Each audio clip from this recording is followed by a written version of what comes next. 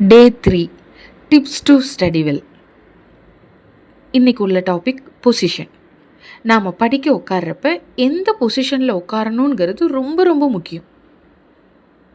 நம்ம படிக்கிறப்ப சின்ன வயசில் ரொம்ப கீழே குனிஞ்சு உட்காராத, தலையை கீழே போட்டு கவுந்து உட்காராத, நேராக உட்காரு, சாயாத, நிமிந்து உட்காரு, இப்படிலாம் நிறைய நம்ம கேள்விப்பட்டிருப்போம்ல உட்காந்து நம்ம படிக்கிறப்ப. கரெக்ட். படிக்க உட்கார்றப்ப நேராக நிமிந்து உட்காந்து படிக்கணும். முடிஞ்ச வரைக்கும் நம்மளுடைய முதுகுத்தண்டு நேராக இருக்கணும். முதுகுத்தண்டும் தலையும் நேரான பொசிஷனில் இருக்கணும். ஸோ இந்த மாதிரி நிமிந்து உட்காந்து படிக்கிறப்ப இரத்த ஓட்டங்களாக இருக்கட்டும், அல்லது நம்ம சுறுசுறுப்பாக ஃபீல் பண்ணுறதா இருக்கட்டும், அல்லது நம்ம உடம்புலேருந்து மூளைக்கு கிடைக்கக்கூடிய அந்த ஆர்டராக இருக்கட்டும், நம்ம நல்லா படிக்கிறதுக்கு உதவி பண்ணும். ஒரு சிலர் ரொம்ப சாஞ்சு உட்காந்து படிப்பாங்க. அதுலேயும் ஒரு சிலர் அவங்க உட்காந்துருக்கிற பொசிஷனை பார்த்தா அவங்களுடைய முதுகு தண்டு அப்படியே சி மாதிரி அவ்வளோ கர்வாக பெண்டாகி இருக்கும். இன்னும் ஒரு சிலர் இருக்கிறாங்க, பெட்டில் படுத்துக்கிட்டு படிப்பாங்க.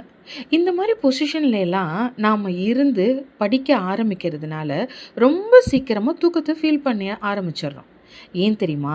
நம்முடைய பாடி லாங்குவேஜ், அதாவது நம்ம வெளிப்படுத்தக்கூடிய நம்முடைய உடல் மொழியை நம்ம மூளை எப்படி புரிஞ்சுப்பாங்கன்னா, ஓகே இப்போ நம்ம ஒரு ரெஸ்ட் மூடில் இருக்கிறோம், இப்போ நம்ம ஒரு ரிலாக்ஸ்டு மூடில் இருக்கிறோம், அதனால் நம்ம ஹார்ட் ஒர்க் பண்ண வேண்டாம், நம்ம ஸ்மார்ட் ஒர்க் பண்ண வேண்டாம், மொத்தத்தில் ஒர்க்கே பண்ண வேண்டாம், தூங்குடா கைப்புள்ள அப்படிங்கிற மாதிரி என்ன பண்ணிவிடுவாங்க, மூளை தூங்க ஆரம்பிச்சிருவாங்க.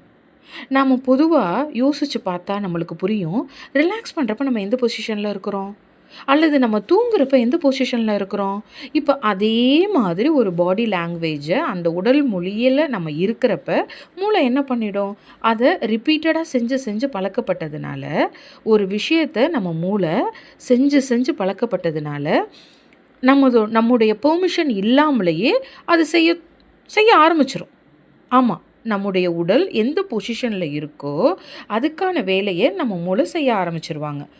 அதனால் படிக்கிறப்ப தூக்கம் வந்தால் முடிஞ்ச வரைக்கும் எழுந்து நின்றுக்கிட்டோ நடந்துக்கிட்டோ முகத்தை கழுவிட்டு வந்தோ கண்டிப்பாக படிங்க.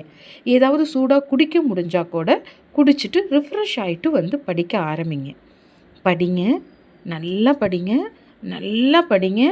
ஏன்னா இந்த படிப்பு நம்ம வாழ்க்கைக்கு ரொம்ப ரொம்ப ரொம்ப முக்கியம். உங்களுக்காக நான் எப்போதும் பிரார்த்தனை பண்ணிக்கிறேன். நன்றி. வாழ்க வளமுடன்.